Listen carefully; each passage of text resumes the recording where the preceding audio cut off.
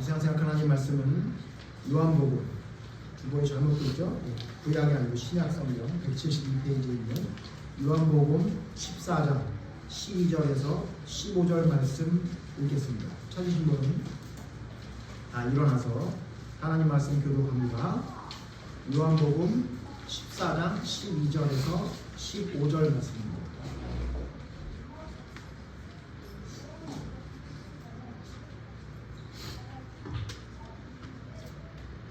요한복음 14장 12절 내가 진실로 진실로 너희에게 이르노니 나를 믿는 자는 내가 하는 일을 그도 할 것이요 또한 그보다 큰 일도 하리니 이는 내가 아버지께로 감이라. 너희가 내 이름으로 무엇을 구하든지 행하게 하리니 이는 아버지로 하여금 아들로 말미암아 영광을 받으시게 하려 함이라. 내 이름으로 무엇이든지 내게 구하면 내가 행하리라. 너희가 나를 사랑하면 나의 이름을 지키리라. 아멘. 자리에 앉으십시오. 우리 이번 1박 2일 캠프 때문에 사랑에 대해서 우리가 계속 생각해 보고 있습니다. 지난주에는 하나님의 사랑에 대해서 생각해 봤습니다.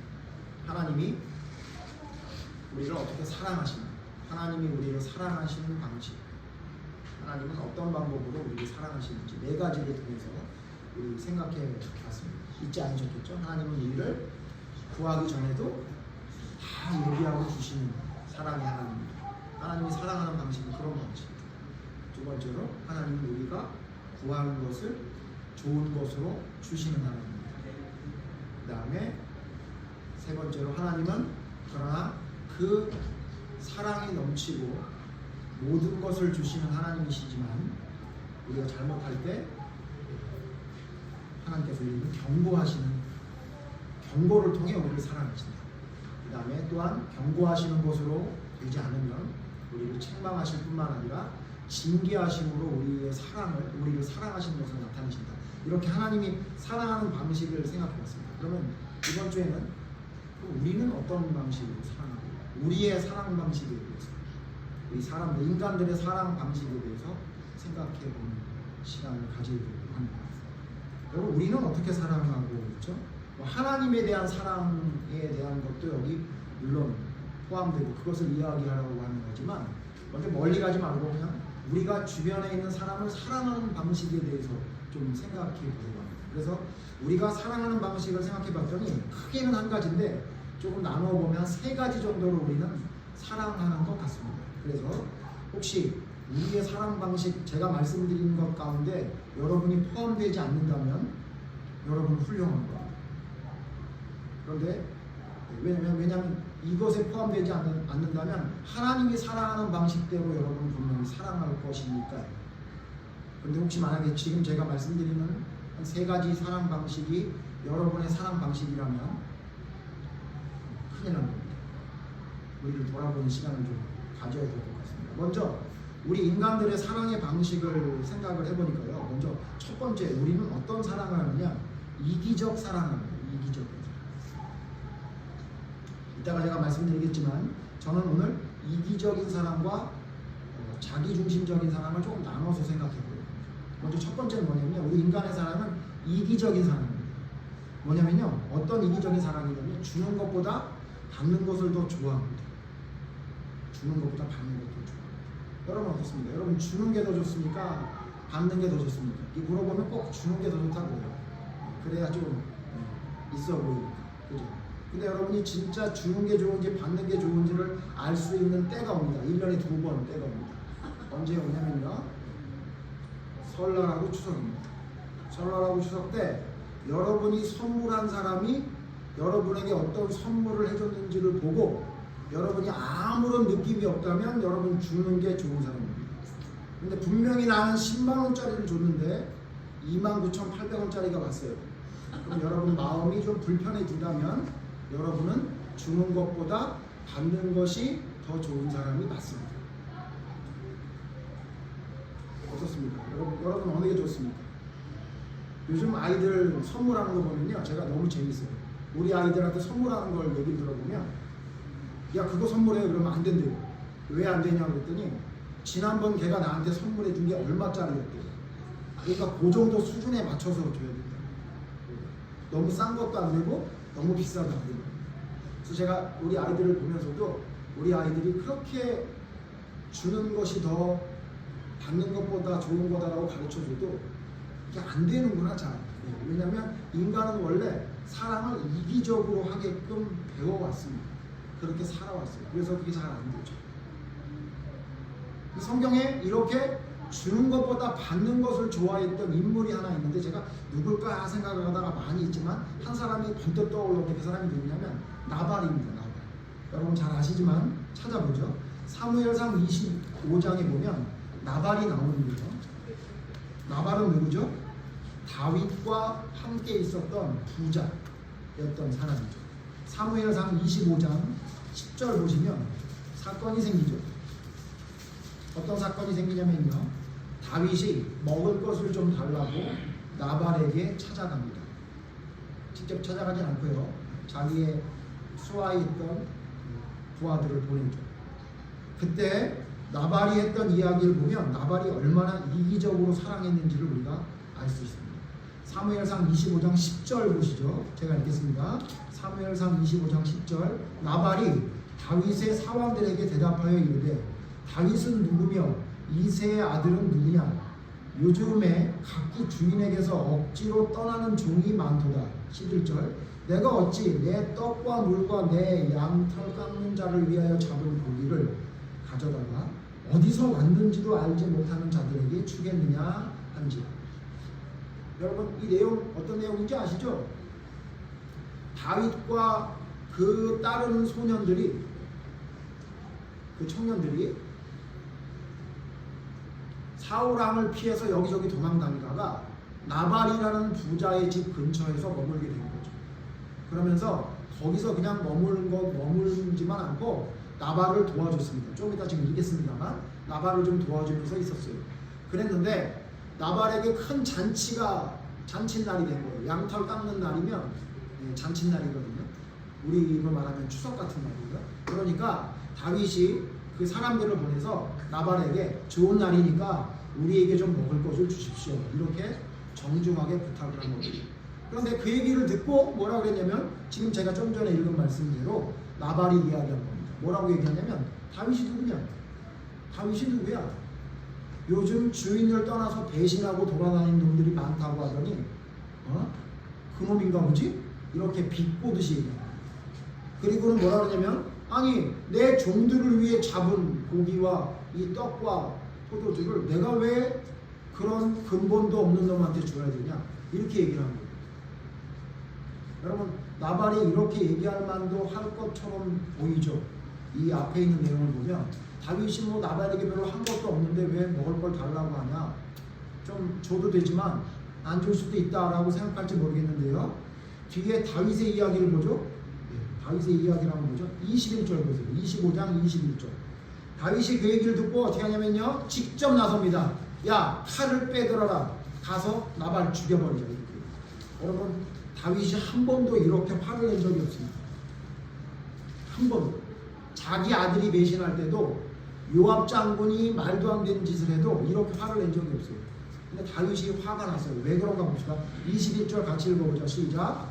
다윗이 말하기를 내가 인자의 소유물을 방해하게 시켜 그 모든 것을 하나도 손실이 없게 한 것이 진실로 없어서 그가 악으로 나의 손을 갚는다. 다윗과 그의 청년들 함께 있었던 사람들이 나발의 옆에서 그냥 있었던 게 아니라 나발의 소유를 누가 가져가려고 하면 그걸 지켜주는 거예요. 워낙 싸움도 잘했고 또 그것을 해서라도 나발에게 좀 도움을 받으려는 마음이 있었겠죠. 그러니까 어떻게 했냐면 다윗과 그의 친구들이 있는 동안에는 나발의 소유가 하나도 손실이 없었던 거예요. 제가 생각할 땐 아마도 이거 그냥 약탈하는 사람만 막아준 게 아니라 곰이나 일이나 늑대나 사자도 막아줬던 것 같아요. 왜 그러죠? 원래 다윗이 출신이 뭐예요? 목동 출신이잖아요. 그러니까 얼마나 잘 알았겠어요. 물맷돌질도 얼마나 잘했습니까? 그거 가지고 골리앗도 죽였던 거 아니에요? 그러니까 양을 치는 거에 대해서는 다윗만큼 잘하는 사람도 많지 않으니 세세한 것까지 다 봐줬던 것 같아요. 한 마리도 손실이 없도록 봐준 거예요. 그런데 나발이 이렇게 얘기합니다. 나발이라는 이름이 멍청한 자라는 뜻이죠.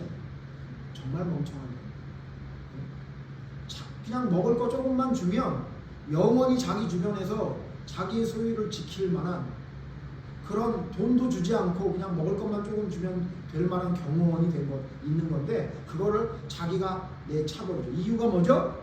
이기적인 마음. 그냥 주는 거는 싫고 받는 것만 좋은 겁니다. 그냥 니네 그 옆에서 내 소유를 지켜주는 건 좋은데 먹을 거 주기는 싫어합니다. 여러분 혹시 우리는 이런 사람을 하고 있는 건 아닙니다. 제가 좀 전에도 말씀드렸지만 저는 그렇게 이기적이지는 않는 것 같는데요. 그래요? 그럼 명절 때 선물할 때 여러분 어떻게 하는지 여러분 보시면 합니다. 여러분 그래요? 저는 그런 것 같아요. 사실 저도 좀 그럴 때가 있어요. 내가 이렇게 누군가에게 뭘 해줬는데 저 사람이 어떤 상황이 될 때 나한테 뭐 안 해준다. 그럼 여러분 마음이 서운하지 않아요? 그러면 여러분 주는 것보다 받는 것을 더 좋아하는 사람이 맞습니다. 여러분 그러나 성경은 뭐라고 말합니까? 사도행전 20장 35절 보죠. 사도행전 20장 35절. 사복음서에는 나타나 있지 않은 예수님의 말씀이 사도행전 사도 바울을 통해서 예수님이 하셨던 말씀을 우리가 알게 되는 말씀이 있는데 그게 바로 사도행전 20장 35절입니다. 사도행전 20장 35절. 예수님이 이런 말씀도 하셨답니다. 다 같이 읽어보죠. 사도행전 20장 35절 시작. 범사에 여러분에게 모범을 보여준 바와 같이 수고하여 또 주 예수께서 친히 말씀하신 바 주는 것이 받는 것보다 복이 있다 하심을 기억하여야 할지니라. 사도 바울이 이야기합니다. 여러분 기억하십시오. 뭘 기억하라고 말합니까? 예수님이 하셨던 말씀을 기억하십시오. 예수님이 뭐라 그랬냐면 주는 것이 받는 것보다 복되다고 말했습니다. 이게 뭐예요? 당신 자꾸 받으려고만 하지 말고 주는 거를 더 좋아하십시오. 받으려고 하지 말고 자꾸 주기만 하십시오. 그게 하나님이 말씀하시는 예수님이 말씀하시는 진짜 복입니다 라고 말하고 있습니다. 여러분 원래 사랑은 주는 거죠. 원래 사랑은 여러분 하나님께서 왔잖아요. 하나님은 우리에게 뭐부터 시작했습니까? 받는 것부터 시작했습니까? 주는 것부터 시작했습니까? 주는 것부터 시작했죠. 언제까지 주셨습니까? 한없이 주셨죠. 예수님을 우리를 위해 죽기까지 계속 줬습니다. 그러니까 연도로 따져보면 몇 년 동안 주신 거예요? 4,000년 동안 주신 거예요. 4,000년 동안 주셔요. 또 주고 또 주고 또 주고.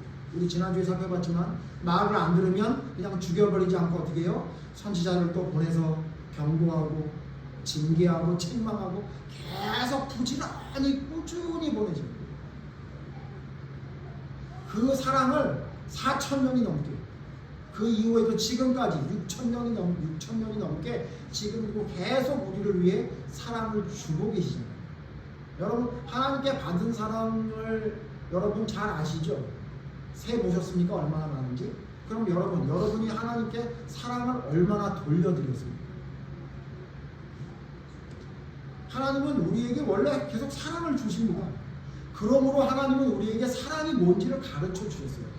그래서 절대로 사랑은 이기적이어서는 안 됩니다. 사랑은 절대 받는 것에 집중해서는 안 됩니다. 주는 거에 집중해야 되는데 우리는 그러지 않죠. 하나님은 우리를 위해 천지를 창조했습니다. 여러분 천지 창조 여러분 제가 공부할 때 말씀드렸습니다만 하나님이 인간을 얼마나 사랑하고 이 모든 천지를 사람을 위해 창조했다는 증거가 뭐라고요? 사람을 첫째 날 안 만들고 여섯째 날 만들었다는 거예요. 여러분 하나님은 얼마나 지혜가 있으시고 계획적인 분인지 아세요? 저처럼 그러지 않으세요.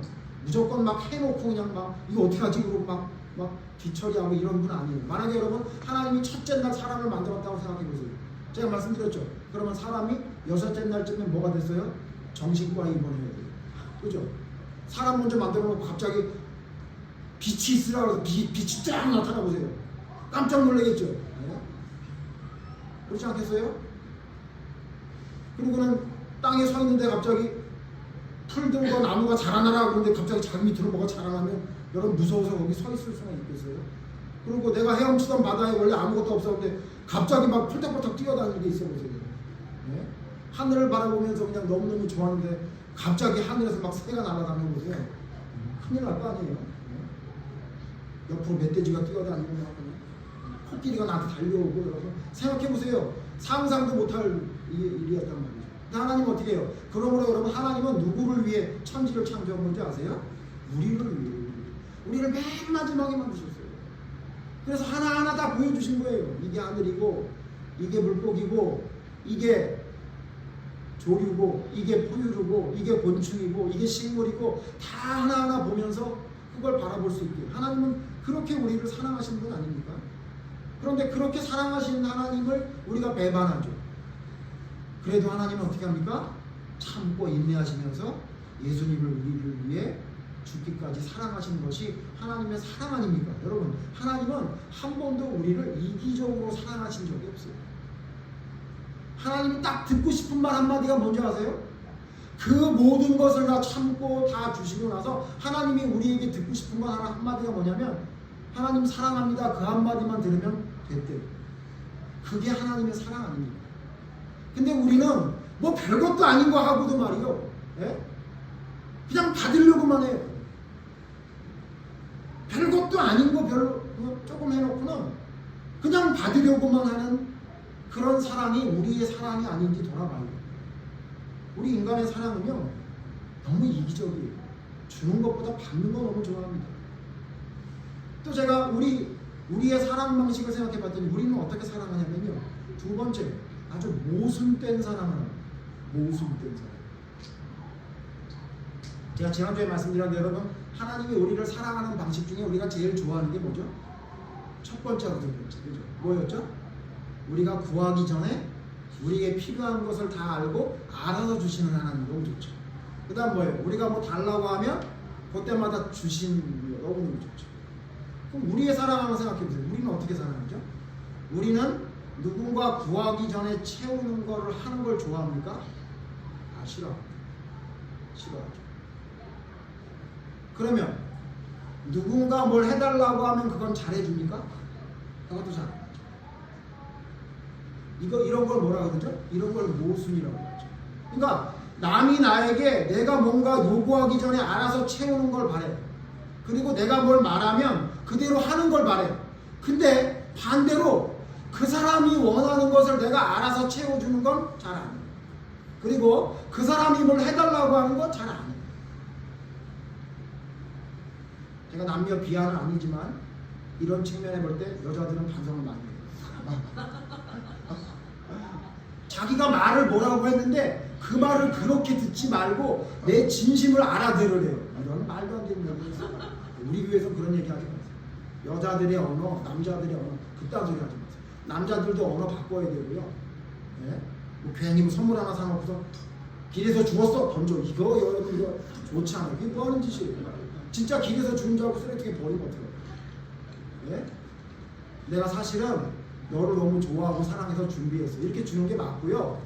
여자들도 뭘 받고 싶으면요. 그 말도 안 되는 언어. 됐어 괜찮아. 이렇게 하지 말고 안 괜찮아.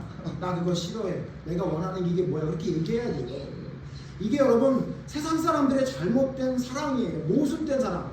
내가 말하지 않아도 내가 말하지 않은 것은 채워줘야 되고 내가 말하는 건 꼭 채워줘야 되는데 그 사람이 뭘 원하는지는 들었어. 근데 안 해. 그리고 그 사람이 뭘 원하는지도 알고 있어. 근데 안 채워줘. 여러분 이게 신앙에까지 흘러간 거 아니에요? 하나님은 우리를 위해 구하기 전에 다 채워주셔야 되고 내가 원하는 건 다 주셔야 되는데 하나님이 원하는 건 100가지 1000가지 여러분 잘 알고 있는데 하나도 제대로 하지 않고 있잖아요. 이게 어디서 오는지 아세요? 우리 인간이 가지고 있는 잘못된 사랑 방식, 이 모순된 사랑 방식. 그러니까 어떤 일이 벌어져요? 나는 되는데 저 사람은 안 되고 그런 일이 생깁니다. 너는 내 필요를 채워줘야 되지만 나는 너를 위해 그렇게까지 해줄 필요는 없어. 이런 얘기가 나오는 거예요. 내로남불이라고 보통 얘기하죠. 여러분 요즘 나오는 성매매 판사 얘기 들어보셨어요? 그 사람이 자기가 성매매를 해놓고 자기가 재판을 성매매한 사람을 몇 사람을 재판을 했대잖아요. 이런 걸 우리가 뭐라고 해요? 말도 안 된다 그러죠. 예?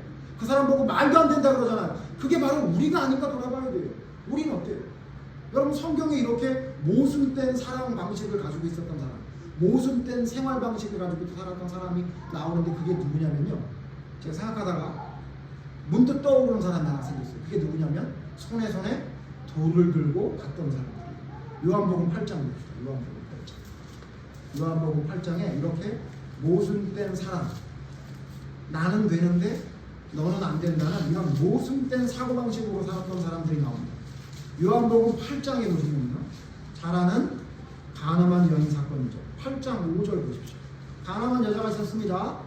가늠한 여자를 잡아왔어요. 그리고 예수님께 이렇게 얘기합니다. 8장 5절 제가 읽겠습니다. 모세는 율법에 이러한 여자를 돌로 치라 명하였거니와 선생은 어떻게 말하겠나이까. 예수님을 공경에 빠지려고 하긴 했지만 여기 내용이 뭐예요? 가늠한 여자, 이 여자 어떻게 해야 됩니까? 율법에는 죽이라 그랬는데요, 돌로. 그렇게 얘기한 거예요. 7절 봅시다. 그때 예수님이 뭐라고 얘기해요? 7절 다 같이 읽죠. 시작. 그들이 일어나지 않는 이 영광을 주세 그의 등에 주장하는 자가 먼저 죽으시다.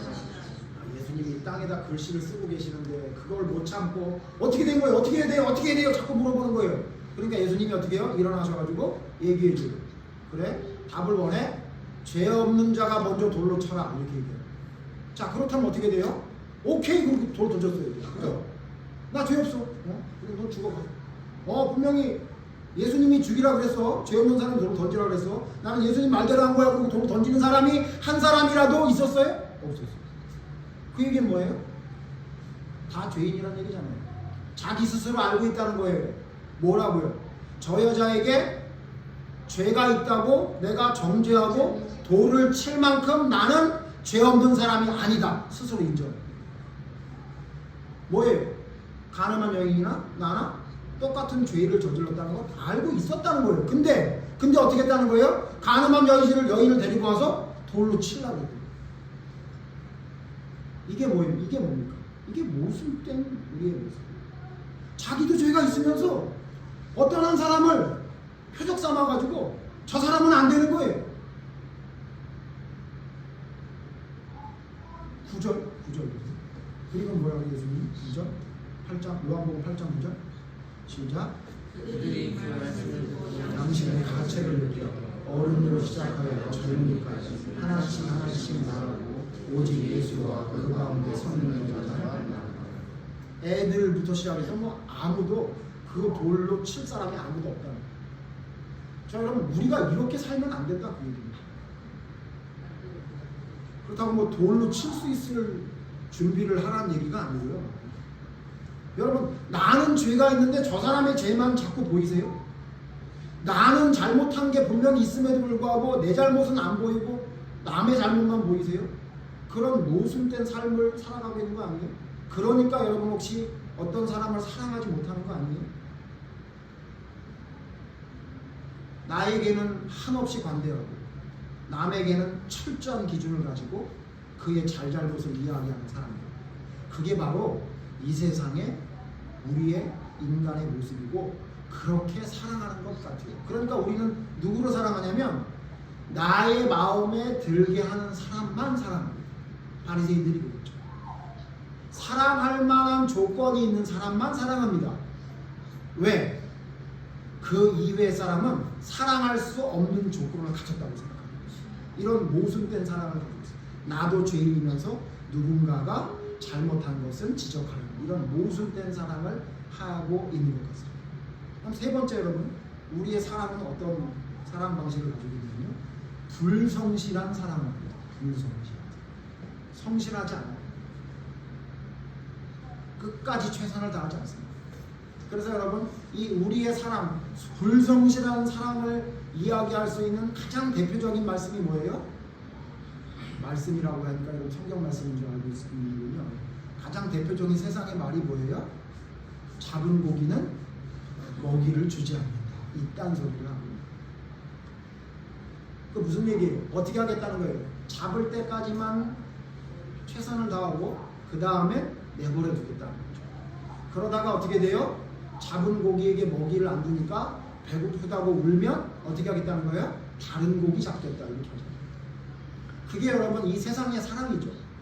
그래서 어떻게 해요? 사랑은 변하는 게 당연하고 사랑은 옛날처럼 사랑하지 못하는 것이 당연하다고 받아들여야 된다라고 그냥 아예 다 인식하고 있지 않습니까? 그런데 여러분 성경은 뭐라고 말하고 있습니까? 정말 그렇게 사랑해도 된다고 말하고 있나요? 아니요. 예수님이 몸소 실천해 주셨습니다. 요한복음 13장 1절 가시죠. 요한복음 13장 1절 다 같이 읽겠습니다. 요한복음 13장 1절 시작. 6월절 전에 예수께서 자기가 세상을 떠나 아버지께로 돌아가실 때가 이른 줄 아시고 세상에 있는 자기 사람들을 사랑하시되 끝까지 사랑하십니다. 예수님은 어떻게 사랑하셨냐면 잘 아시죠 여러분? 끝까지 사랑했어요. 지금 이게 최후의 만찬 사건이잖아요. 근데 이 최후의 만찬 되기 전에 예수님이 뭘 하셨어요? 제자 중 하나는 나를 팔아먹을 것을 아셨고 제자 중 하나는 나를 저주하고 맹세하며 모른다고 부인할 걸 아셨고 나머지 10 제자들은 예수님이 잡히는 걸 보는 순간 몽땅 다 도망갈 거 다 아셨단 말이에요. 그러면 한마디 기분 나쁜 말이라도 할 수 있을 텐데 예수님 그러지 않으시고 어떻게 해요? 허리에다가 수건을 두르시고 먼저 그들의 발을 씻겨주시고 그들과 최후의 만찬을 하시면서 내가 이 죽을 것인데 너희들 나를 기념하라라고 말하시면서 그들과 식사를 하셨죠. 우리 같으면 도저히 상상할 수 없는 일이에요. 그들과 밥은커녕 얼굴을 맞대고 얘기하기도 싫을 거예요. 제가 자주 얘기하지만 저는 아직도 지나가지 않는 길이 있어요. 그 길로는 안 지나가려고 그래요. 왜 그래요? 아직도 사랑하지 못하는 거 아니니까.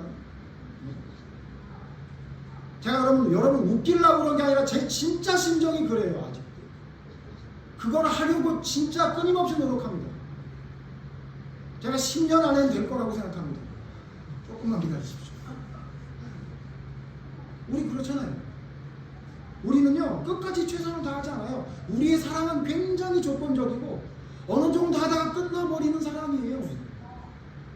이걸 여러분 자꾸 사람의 사랑은 변한다 어쩔 수 없는 거라 하지 말고요. 이게 어떤 사랑이냐면요 불성실한 사랑입니다. 불성실. 이 정도면 됐어. 이런 거. 그래서 여러분 우리가 자주 쓰는 말 있죠? 이런 말이죠. 얼마나 더 잘해? 얼마나 더 사랑해? 이런 얘기 많이 하죠. 그 다음 뭐라고 또 여러분 자주 하는 얘기가 뭐죠? 더 이상은 못해. 내가 여기까지 하는데 더 이상은 못해. 여러분 이런 말 자주 쓰시죠?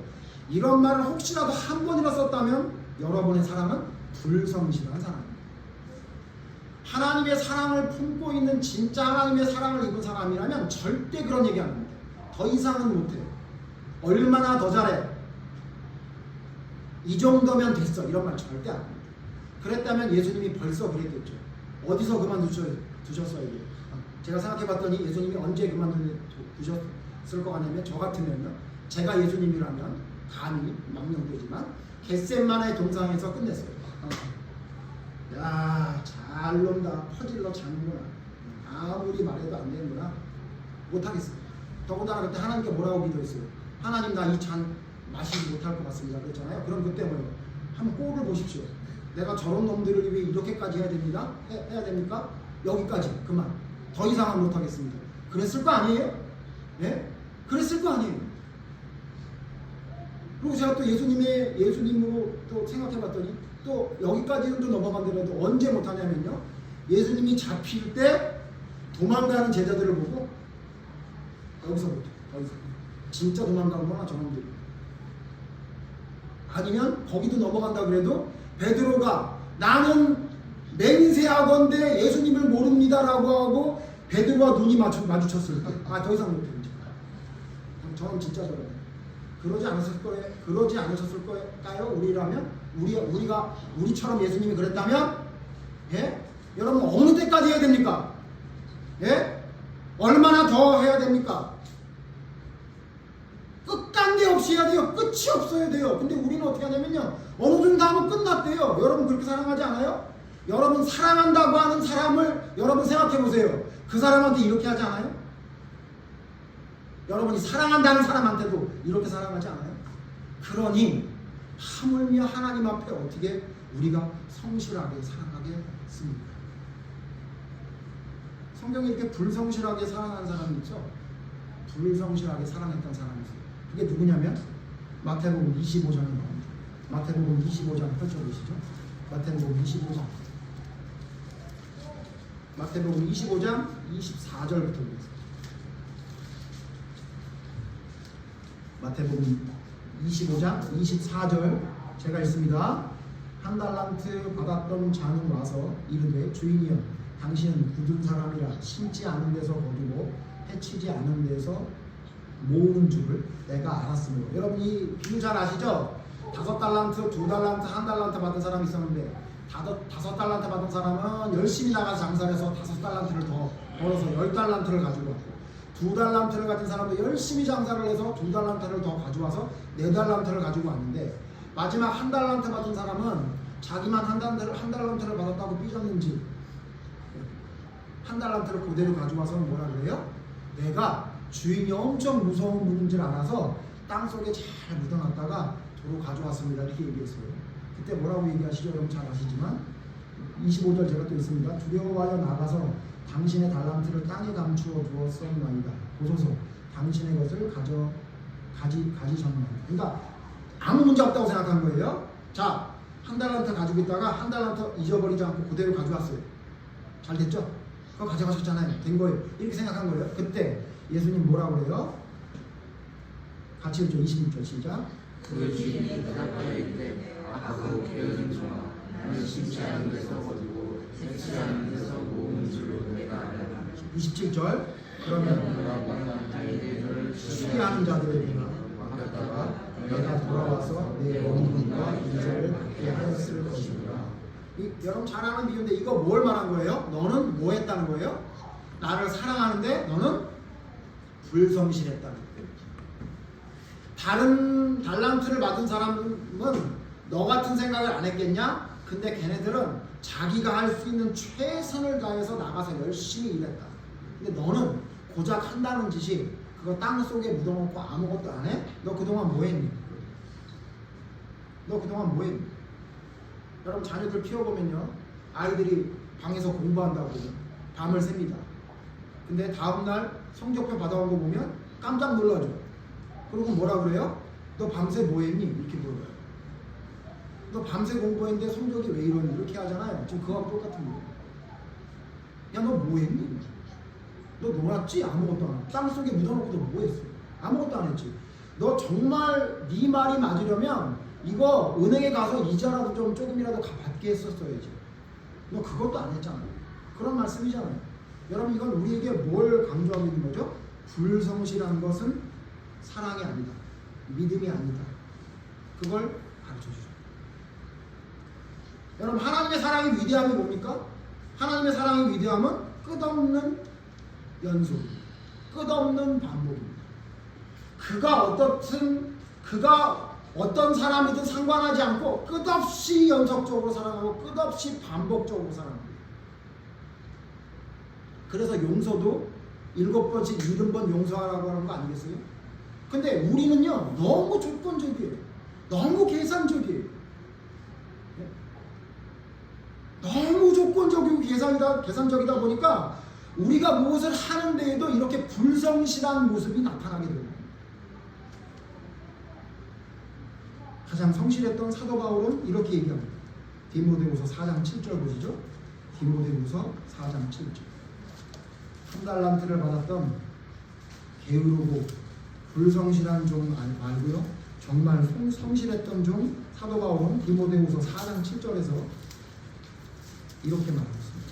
디모데후서 4장 7절에서 8절입니다. 제가 7절 읽겠습니다. 나는 선한 싸움을 싸우고 나의 달려갈 길을 마치고 믿음을 지켰으니 8절 같이 읽죠.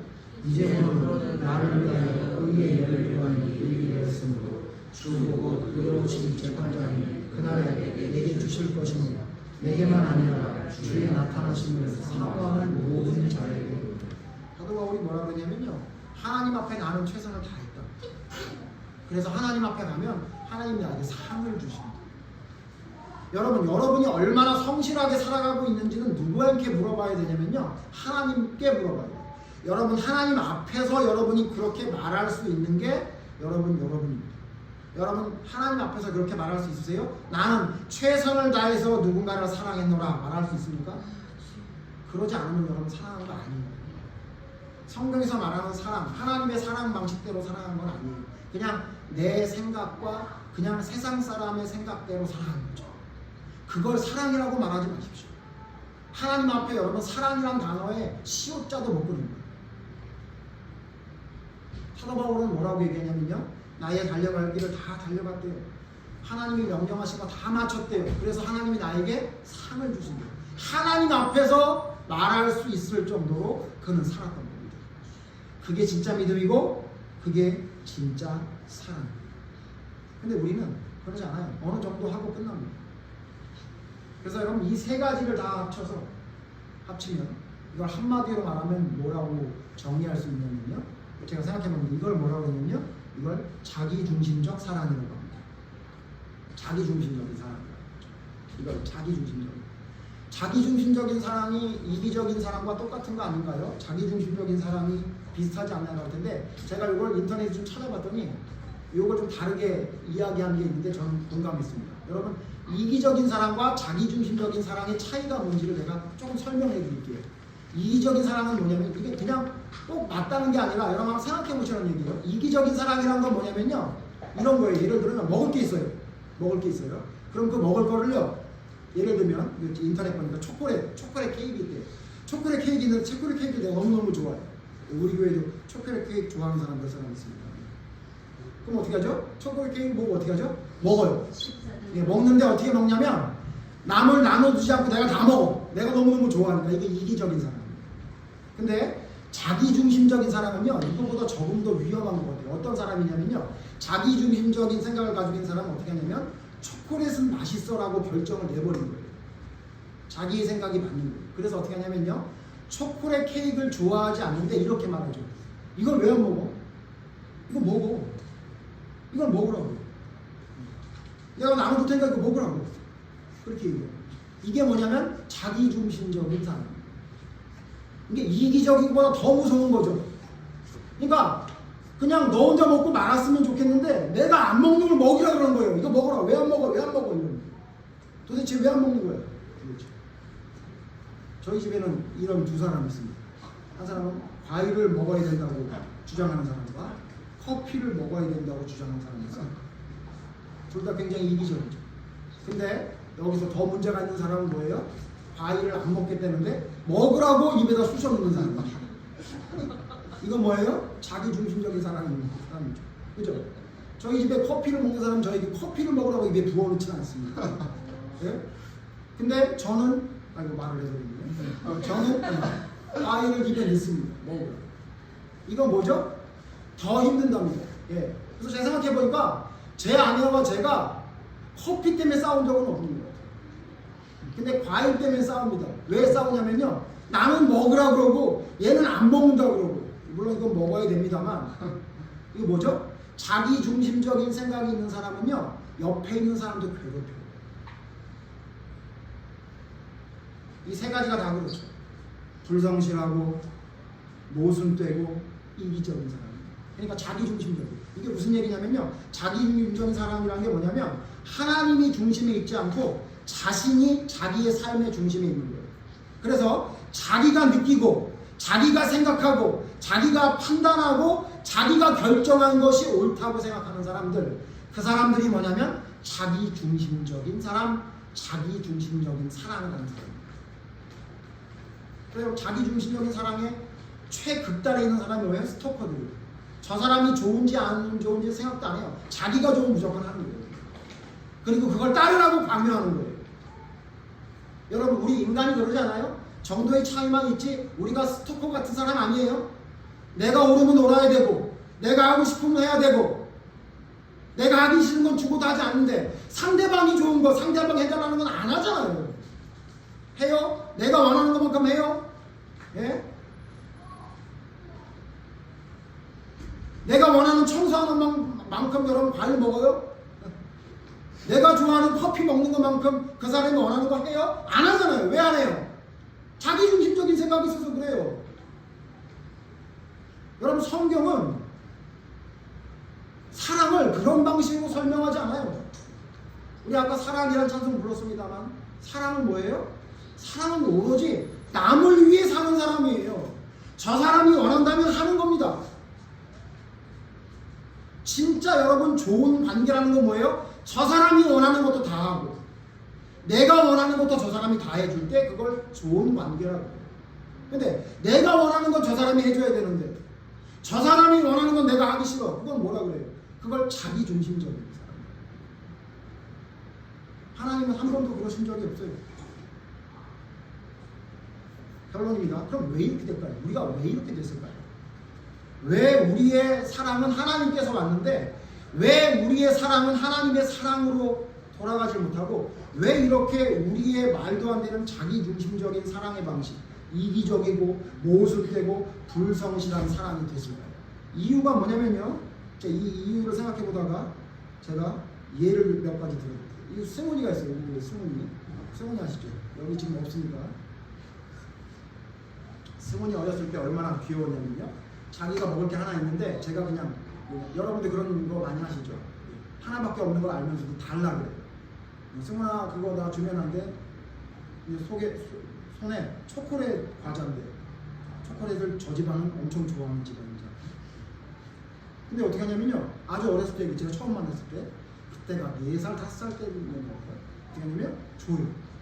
망설이지 않고 주더라고요. 예? 형님 드세요. 그러는 그래서 나는 화장실을 내가 같이 따라가줘서 그런가 했더니 애가 순진했던 거예요. 그렇죠. 너 이거 나 주면 너 못 먹는데 어때? 그랬더니 괜찮아요. 나는 또 집에 가서 먹으면 돼요. 날 주더라고요. 근데 얘가 이제 좀 자랐어요. 자라니까 얘가 어떻게 변하냐면 하나밖에 없을 때 달라 그래봤거든요. 그랬더니 어떻게 하냐면 왜 하죠? 생각하고 있는 거예요. 줄까 말까 생각하고 주세요. 이렇게 주죠. 근데 그때 알았어요. 요놈 좀 변했다. 크고 있다. 나중에 제가 이제 요즘 승훈아 그거 하나 줄래? 그러면 하나밖에 없는데요. 그래요. 안 주는 거예요. 조금 더 지나면 어떻게 될까요? 하나밖에 없을 때 달라 그러면 아마 이렇게 생각할 거예요. 우리 목사님 이상한데? 왜 하나밖에 없는 걸 달래는 거야? 아버지 아주 이기적이네 이러지 않겠어요? 제가 어린아이 하나 예를 들어 설명했습니다. 얘가 왜 이렇게 변했죠? 변한 거예요. 점점 변했죠. 우리가 이렇게 변했잖아요. 그죠? 우리 어렸을 때 우리 안 그랬잖아요. 근데 우리 이렇게 변했죠. 자, 이걸 여러분 설명해 줄 수 있는 제일 좋은 방법이 뭐냐면요. 여러분 옷에 묻은 거 보셨어요? 옷에 여러분 혹시 김치가 튀든지 아니면은 기름기가 묻으면 어떻게 하면 여러분 빨리 지울 수 있는지 아세요? 오늘 설교 시간에 별거 다 가르쳐 드리는데 빨리 가서 트리오를 가져다가 거기에 묻혀서 물에서 살짝 빠세요. 그러면 잘 지워져요. 근데 에이 내버려둬 그러고 내버려둔 다음에 빨래하면 지워질 거야 그러고 세탁소에 가져가서 이거 지워주세요 그러면 세탁소 주인이 물어봅니다. 이거 언제 물들은 거예요? 일주일 전에요. 안 지워집니다. 또 제가 옷 장사하잖아요. 옷을 햇볕에 걸어놔요. 근데 여러분 햇볕에 걸어놓으면 어떤 일이 벌어지는지 아세요? 색이 바랍니다. 색이 바랍니다. 햇볕이 얼마나 무서운지 아시죠? 쇠도 색깔을 변하게 만들잖아요. 색깔을 변해요. 근데 여러분 저는 웬만해선 색을 바라지 않게 하고 마지막 끝까지 하나까지 팝니다. 어떻게 하는지 아세요? 일주일에 한 번씩은 바꿔 낍니다. 새 걸로. 그러면 빛이 안 나요. 자, 무슨 말씀 드리는지 아세요? 왜 사람이 변했는지 아세요? 놔두니까. 그냥 놔두니까. 그냥 내버려두고 놔두면 옷이 빛이 바래고 쓸모없이 되는 것처럼 어린아이가 점점 그냥 놔두니까 자기밖에 모르는 이기적인 아이가 되는 것처럼 생각해보세요. 승훈이가 만약에 지금 제가 오늘 초코송이를 줬는데 그 초코송이를 하나밖에 없는 걸 저한테 줬어요. 그럼 제가 어떻게 하겠어요? 2개 주겠죠. 착해서. 네, 승훈이한테 얘기하지 마세요. 네. 계획적으로 줄지 모르니까. 여러분 무슨 말인지 이해되십니까? 우리가 가지고 있는 것을 지키려고 하는 것은 어떤 마음에서 온 거냐면요. 잘못된 생각을 내버려 두니까 그게 그렇게 됩니다. 빨리 돌이키면 돼요. 빨리 돌이키면 돼요. 네? 빨리 돌이키면 여러분 하나님은 빨리 우리에게 더 좋은 곳으로 주십니다. 저 어렸을 때도 그랬어요. 저 어렸을 때 여러분 옛날에는 집에서 이렇게 연탄 나무가 있으니까 연통이 있었거든요. 연통을 이렇게 들고 가라 그러면 제가 아주 어렸을 때 몇 살 되지도 않은 말이나 이제 할 때인데 그 연통을 제가 들겠다고 저보다 키가 더 큰 연통을 들고 걸어갑니다. 엄마 아빠가 뭐라고 그러냐면 야 그거 너 못 들어 너무 길고 안 돼. 그래도 내가 할 거예요. 그리고 그걸 들고 가는 거예요. 그러면 자기 키보다 큰 연통을 들고 꼬마가 아장아장 걸어가고 있어요. 어때요? 예뻐요 안 예뻐요? 아무리 못생겨도 예쁘죠. 그럼 부모님이 거기에다 뭘 주나요? 업어주죠. 됐어 이제 그만하고 업어주고 그 아이를 더 예뻐하고 그 아이에게 더 맛있는 게 있으면 하나라도 더 주죠. 여러분 원래 사랑은 합리적이지 않아요. 여러분 연통을 그 키가 한 50cm밖에 안 되는 꼬마가 그 연통을 1m가 넘는 걸 들고 가는 게 말이 돼요? 합리적이지 않죠. 그건 누가 들어야 돼요? 어른이 들어야 되죠. 네? 네? 근데 여러분 근데 우리는 뭐라 하냐? 우리는 자꾸 합리적인 게 사랑이라고 생각해요. 여러분 아까 승훈이 얘기했지만 한 개밖에 없는 초코 과자를 저에게 주는 게 합리적이에요? 비합리적이죠. 그걸 왜 줘요? 그러나 주면 어떤 일이 벌어지죠? 다음에 한 봉지를 사주죠. 여러분 우리 인간관계에서도 우리가 알 수 있는데 우리는 자꾸 합리적이라는 어떤 그런 생각을 가지고 하나님의 사랑을 하지 못합니다. 하나님의 사랑을 하지 못해요. 여러분 하나님의 사랑은 원래 합리적이지 않아요. 저희 집에 강아지 2마리가 있는데요. 하나는 합리적인 강아지, 하나는 비합리적인 강아지가 있어요. 잘 아시죠? 합리적인 강아지 너리. 이 합리적인 강아지 너리는요 절대로 주인이 왔을 때 제자리에서 점프를 뛰지 않습니다. 왜냐하면 뛰나 안 뛰나 우리 주인은 자기한테 똑같이 간식을 주는 걸 알고 있어요. 이놈은. 그런데 우리 두지는 2년이 넘게 뛰고 있습니다.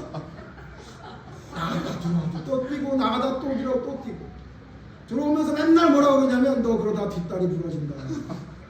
관절이 안 좋아진다 그래도 걔가 사람의 말을 알아듣냐고 계속 뛰어요. 계속 뛰어요. 그래서 저는 들어가자마자 빨리 뭘 주려고 그래요. 왜냐면 너무 계속 뛰니까.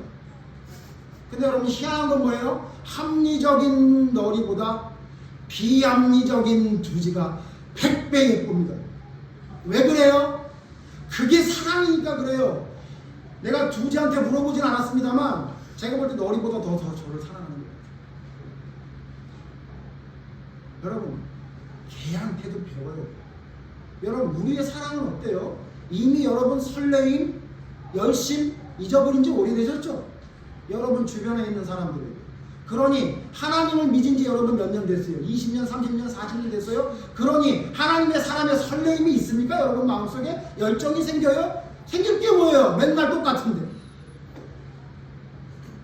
우리의 생각 속에 있는 합리적이라는 기준이 여러분 삶 속에 지워질 때 진짜 하나님의 사랑의 방식이 우리의 삶에 스며들어와서 여러분의 삶이 되기 시작할 겁니다. 그렇다면 진짜 하나님의 사랑을 하는 것은 무엇일까요? 다음 주에 진짜 하나님의 사랑을 한다는 건 성경에 뭐라고 말했는지, 그래서 여러분이 진짜 하나님이 어떻게 사랑하라고 했는지에 대한 그 사랑의 내용을 진실로 여러분 진리라고 깨닫고, 여태까지는 이기적으로 사랑하고, 여태까지는 모순적으로 사랑하고, 여태까지는 말도 안 되는 불성실함으로 사랑하는 존재였다면, 자기 중심적인 사랑을 내려놓고 하나님의 사랑 방식을 내 사랑 방식으로 세우는 여러분의 삶이 되어야 합니다. 그럴 때 여러분 주변에 있는 사람과의 관계가 진짜 회복될 것이고, 그럴 때 진짜 하나님과의 관계 회복이 이루어지게 될 것입니다. 진짜 사랑해봅시다. 남은 생애라도 이 진짜 사랑해봅시다. 우리의 사랑 방식 내려놓고 하나님의 사랑 방식대로, 하나님이 어떻게 하면 하나님의 방식대로 사랑한다고 인정하시는지를 성경에서 찾아서 그 방법대로 우리 살아봅시다. 우리 다음 주에 그 진짜 사랑, 여러분 잘 아시지만 성경에서 말하는 하나님의 사랑이 무엇인지, 어떻게 해야 진짜 사랑한다고 했는지를 찾아서 그 방법대로 살아가는 삶이 될 수 있도록 우리 한번 노력해 봅시다. 기도하겠습니다. 하나님, 우리는 너무나 자기중심적인 사랑을 하며 살아가고 있습니다. 자기중심적인 생각에서 벗어나지 못하고 있습니다. 이기적이고, 하나님 모순되고, 뿐만 아니라 성실하지도 못한 자기의 모습을 합리화하기에만 바쁩니다. 합리적이라는 말도 안 되는 생각으로 나의 이 모든 모자란 자기중심적인 모습을 바꾸려고 하지도 않고 있는 것 같습니다.